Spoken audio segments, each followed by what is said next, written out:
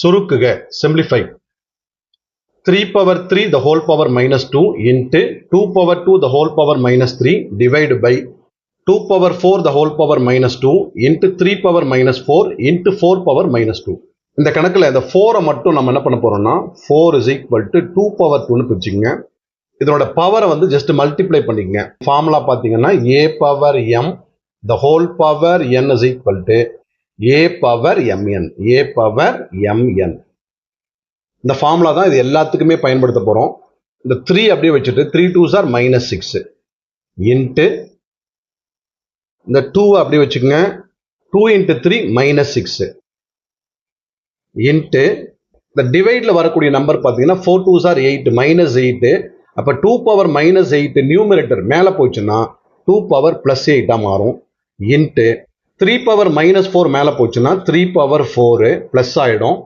Next இந்த 4 power minus 2 நம்ம எப்படி பிரிச்சிருக்கோம் 4 2 பவர் 2 பிரிச்சிருக்கோம் இல்லையா. இந்த 2 எடுத்து போய் 2 கூட மல்டிப்ளை பண்ணீங்கன்னா 4 ஆயிடும்.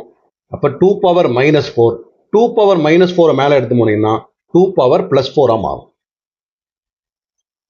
ஸோ நெக்ஸ்ட் ஸ்டெப்பு இந்த 3 3 பேஸ் 2 ஈக்குவலா இருக்கு இல்லையா. பேஸ் 2 ஈக்குவலா இருந்தா மேல என்ன பண்ணலாம் ஆட் பண்ணலாம். அப்போ ஒரு 3 போட்டுட்டு மைனஸ் 6ல 4 லெஸ் பண்ணுங்க மைனஸ் 2 இன்ட்டு 2 பார்த்தீங்கன்னா 3 time. So 2 power minus 6 2 power 8 2 power 4. So ஒரே ஒரு 2 போட்டுட்டு 8 பிளஸ் 4 12 12லேருந்து 6 லெஸ் பண்ணீங்கன்னா 6. 3 பவர் மைனஸ் 2வை 1 டிவைடு பை 3 ஸ்கொயர்டு பண்ணீங்கன்னா 9 எழுதலாம் into 2 power 6 2 power 6 is equal to 64 answer. So நமக்கு answer 64. It is equal to 64 ஒன்னால மல்டிப்ளை பண்ணீங்கன்னா 64 டிவைட் பை 9. 64 பார்த்தீங்கன்னா 9ஆல டிவைட் பண்ணுங்க 7 9s are 63 balance 1.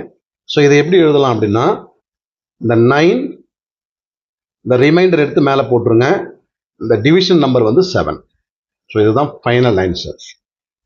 So 7 1/9 option C. Thanks for watching.